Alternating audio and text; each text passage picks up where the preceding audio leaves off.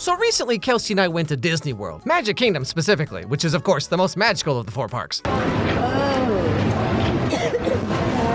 Happiest place on earth. After driving through the labyrinthian parking lot where every cast member tells you to go a different direction, and then hopping on a tram and then riding a monorail, you go in and you see that Splash Mountain has been replaced with Tiana's Bayou Adventure. They replaced the old Song of the South decor with something infinitely more relevant, Princess and the Frog. Now I remember back in 2009 when this movie came out. I believe I saw it in theaters, but that was 16 years ago and my mind has long since been lost to the madness. Princess and the Frog was Disney Animation's last big hurrah with 2D animation. There was a 2D Winnie the Pooh movie in 2011, but that movie had like a tiny budget and it was only 60 minutes long, so like, I don't know if that really counts. But Princess and the Frog was a full 2D animated Disney feature film, which you would never know from riding the ride because like the animatronics are really cool and then the rest of it is just CG versions of the characters, which is really weird given how the movie even came to exist in the first place. So in 2004, Disney had put out its, at that point, last 2D animated movie, Home on the Range, which is a movie that literally no one watched or remembers. In 2003, all of Disney's 2D animated studios were shut down because they were fully moving to 3D movies like Meet the Robinsons, Chicken Little, Bolt, some weird Rapunzel movie. Whatever happened to that? I don't know. Now, John Lasseter is a very weird guy, but he loves 2D animation. And so in 2006, he was the president of Disney Animation Studios, and he demanded they reopen their traditional 2D animation studios to start making movies again. Thus, we have the return of John Musker and Ron Clements, 2 of the guys that gave us Little Mermaid, Aladdin, Hercules, and the reason that Disney stopped doing 2D animation in the first place, Treasure Planet. So they came back, and Disney hired back on the entire animation team that they had just let go 3 years earlier and told them to make whatever movie they wanted. Thus, Princess and the Frog was born, Disney's last true 2D animation feature. And here's the thing, the reviews were really good. The movie made back almost 3 times its budget, so like, why don't they do 2D animated movies anymore? Well, before we talk about that, let's take a look at the movie itself. But before that, really quick, this video is brought to you by Odoo. If you run any kind of business, you probably have like way too many apps to juggle and way too many dumb buzzwords people say to sound professional. Now, I can't really help you with the second issue, but for organizing your business apps, this is where Odoo comes in. They have an all-in-one suite that combines all the annoying parts of running a business into one unified platform. Your first application is free for life with unlimited hosting and support, so you too can learn all that dumb, soul-sucking business jargon you'll ever need. But the best thing for most of you watching, probably, is the free website builder. You can build a website for your business or for fun. I don't know, live your dreams, kids. I mean, you gotta show off all that sweet Shrek fanfic somewhere, am I right? And you don't even have to spend a single cent. Just use their AI to help you get started. And like I said, it's totally free and super easy to use. All you gotta do is start with their AI prompt to tell it what kind of website you're building, what it's for, and then it's gonna spit out a great place for you to start. And then drag and drop, customize it how you want, you're good to go. Throw in a couple pictures of Shrek, you know, cause I mean, what else you gonna do? Check my link down below in the description for how you can get started with Odoo for free.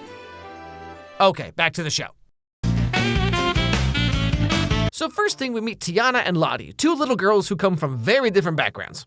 Now, Sugar Plum. I want that one. Please, please, please. Eudora, you suppose you could whip something up like that? Anything for my best customer. Your daddy should be home from work by now. No more Mr. Pushover. Now, who wants a puppy?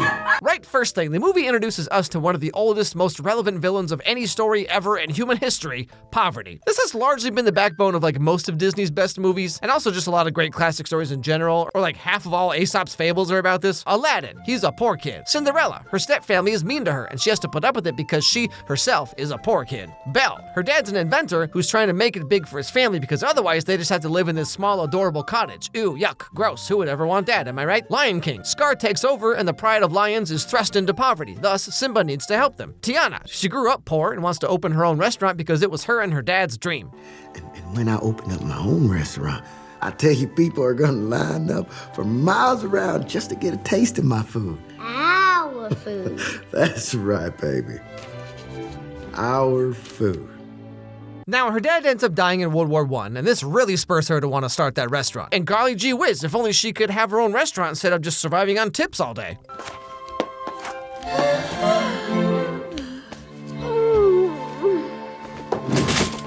Well, Miss Tiana, rough night for tips, but every little penny counts. Alright guys, hear me out. It is kind of hilarious just how out of its way the movie goes to not touch on why perhaps Tiana is in this situation while Lottie and her family are in this situation. Now why would this be the case in 1920s America? Well, I guess we'll never know. But all the same, right out the gate the movie has way more character motivation than like any recent Disney movie. Like so many recent, bizarrely popular movies always seem to have a more abstract reason why the characters are trying to do something. Like in Moana, okay, like her people do get pushed into poverty at some point, but even before all of that, she just like wants to be free to do stuff. Or like in Frozen, Elsa wants to be free to be herself so she can do stuff. Or Tangled, Rapunzel is literally locked in a tower and she wants to leave so she can do stuff. But Tiana here actually already has like a real tangible thing she wants to do. Open a restaurant. Wow, how fantastical. Like a lot of these other movies, it's more just about like parents don't understand, and so they tap into that like young girl mentality where it's like, gosh, mom and or dad, you never let me do anything. Wow, honey, you're in 8th grade and you just told us your new boyfriend dropped out of college 3 years ago. This family stinks. No one understands me. But Tiana has a very supportive, understanding family. Table for one, please. Oh, Mama. Here's a little something to help you get started. Daddy's gumbo pot. What's that? A healthy, non-dysfunctional family relationship? Not in my Disney movie. Anyway, so the other side of the story is this prince guy comes to visit New Orleans, and he might sort of kind of be looking for a wife, you know what I'm saying? But actually, there's another reason why he's here. I buy everyone here a drink! With what? At this point, you have two choices. Woo and marry a rich young lady, or get a job. Haha, poverty strikes again. And so this kind of sort of brings them to meet this guy, who's apparently named the Shadow Man, and he tells them that all their dreams will come true because of his magic voodoo powers. A fun fact, apparently Christian interest groups were really upset with this movie because it features voodoo, as opposed to more Christian villains like, you know, a religious minister of justice who spends the whole movie trying to bang Esmeralda. That's much more wholesome. So later on, Tiana's friend Lottie is excited to meet the prince because he's staying with them and their family, and this is her big chance to be a real gosh darn princess. And so she pays Tiana a ton of money to make her special beignets that Lottie is hoping will win the prince's heart. I'm gonna need about 500 of your man kitchen beignets for my ball tonight. Excuse me, Daddy. This should cover it just fine, Lottie. I'm getting my restaurant. Woohoo! Tonight my prince is finally coming, and I sure as heck ain't letting him go. Yeah, okay, this is, yeah, she's kind of a lot. And so this gives Tiana the money she needs to put a down payment on the restaurant. Finally, she's achieved her goal. Saving her waitress job tips, people paying for her pastries, she's finally done it. I think this is actually a really important distinction here because this sets the movie apart from a lot of other ones. Like, in so many other movies, it's like the girl has a dream or a goal, but then she can't seem to do anything about it, so she just has to wait for some kind of magical MacGuffin Deus Ex Machina thing to happen. But Tiana actually already achieves her goal. It just gets ripped away because, you know, sometimes life is a butthead. Smelling beignets. Gonna be the house specialty once I sign those papers y'all brought. About that, You outbid. fella came in, offered the full amount in cash. You know how long it took me to save that money? Exactly. A little woman of your background. Again, like I said, the movie really just does not want to address the giant elephant in the room just like sitting there about why this is happening in the first place. Now, slight tangent here, but something that also kind of struck me in particular about this movie is the animation.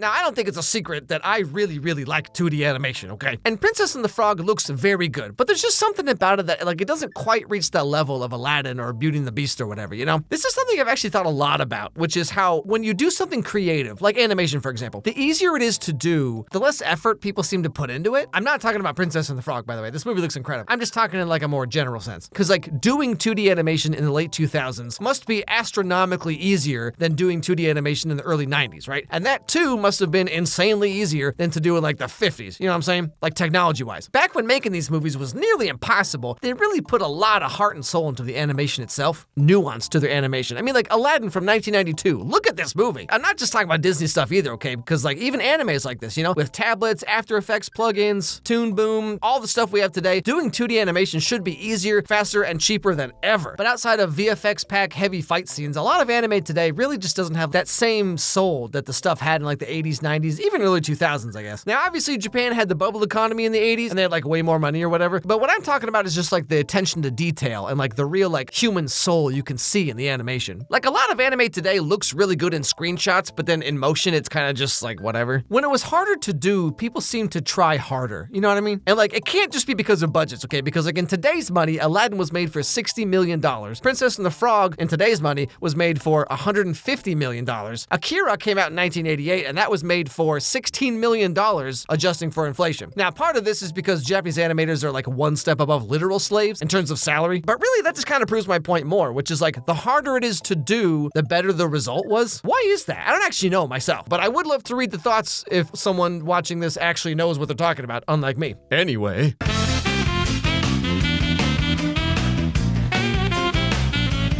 So Tiana is brokenhearted because her dream has been ripped away, so she wishes on a star that something would happen. Very funny. I reckon you want a kiss? Kissing would be nice, yes? Come, we pack her. That's new. Now, because the classic story of the Princess and the Frog and all that, Tiana agrees to kiss him to turn him back into a person.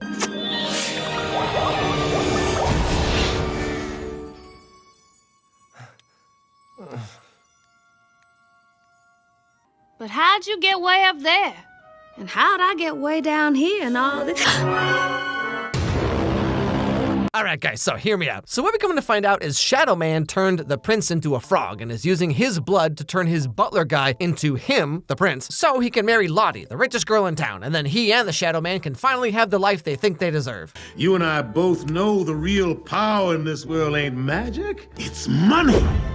That's true. Aren't you tired of living on the margins?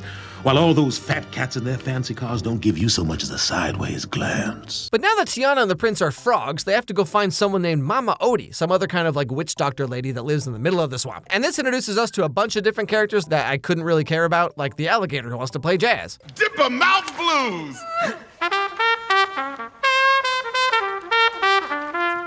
Play it, brother!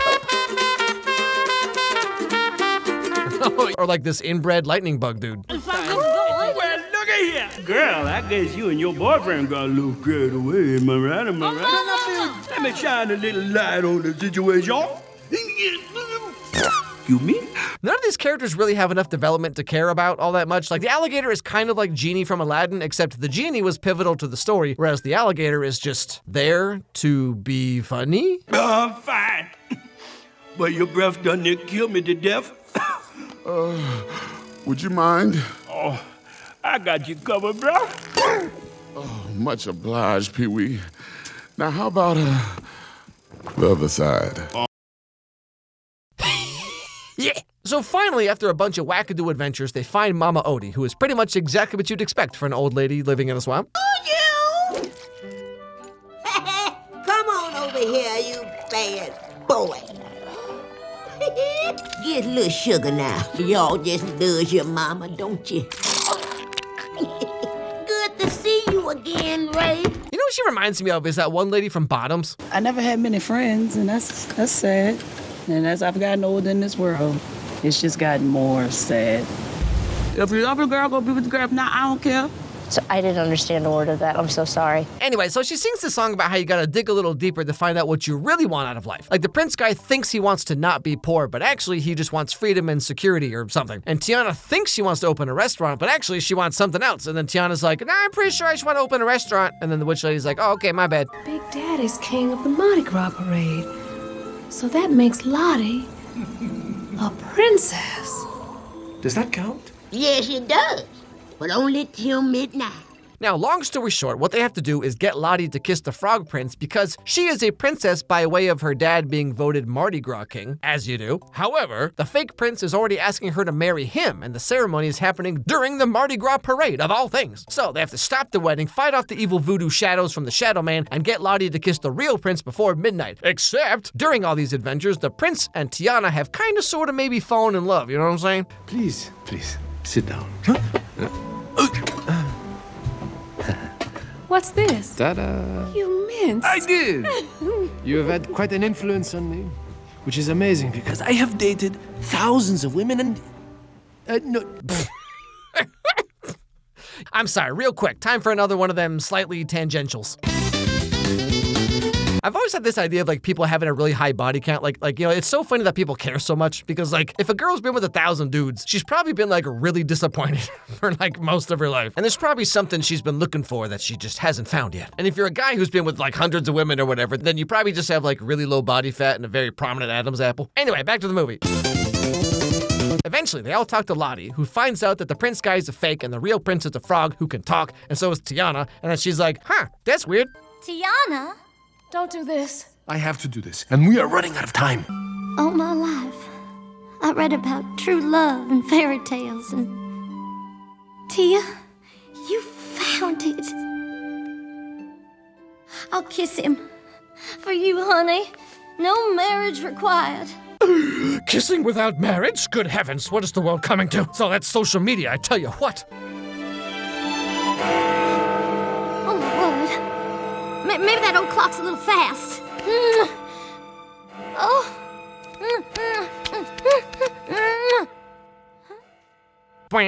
And so Tiana and the prince decide to live as frogs forever, as long as they can be together. You know, so I guess, sorry, Mom, you'll just have to be by yourself forever, because where else am I gonna find a guy who can do this? But then, guess what happens? You would hop along? Give your lovely bride some sugar.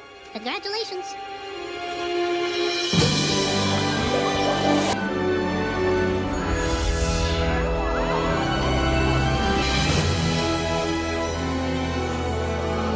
And then what do you know? Everyone's dreams come true or whatever, except the lightning bug guy because he dies. But like, whatever, who cares? Anyway.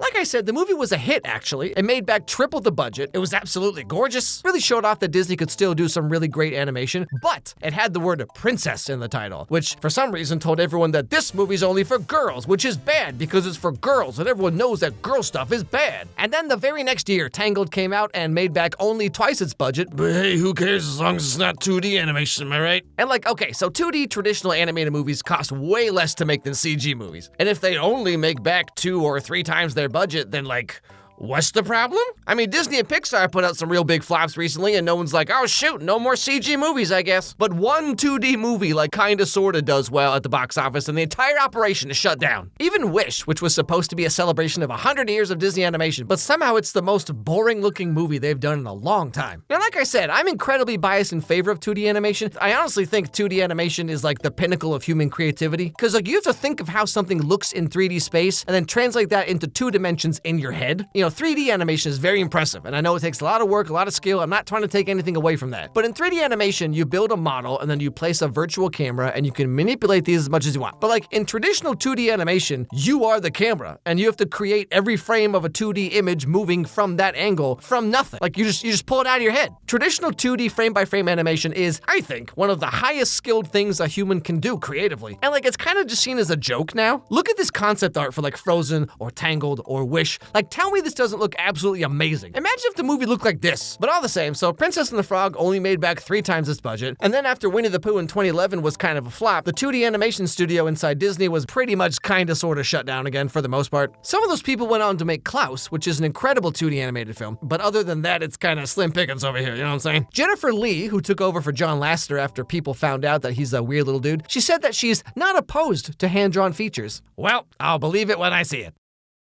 Hey everybody, thanks for watching this video. If you liked it, please watch another one, because that's how the algorithm works. So click on this one that's being recommended to you right now, right here on the screen. It actually helps a lot if you do that, because like that's how YouTube knows that my videos are worth caring about. Also, if you have any movies or TV shows you'd like to recommend, send me an email at alexmeyerscontact@gmail.com, and I'll put them on my absurdly long list of movies that I need to get to at some point. Anyway, hope I made your day a little bit better, and I'll see you all next time.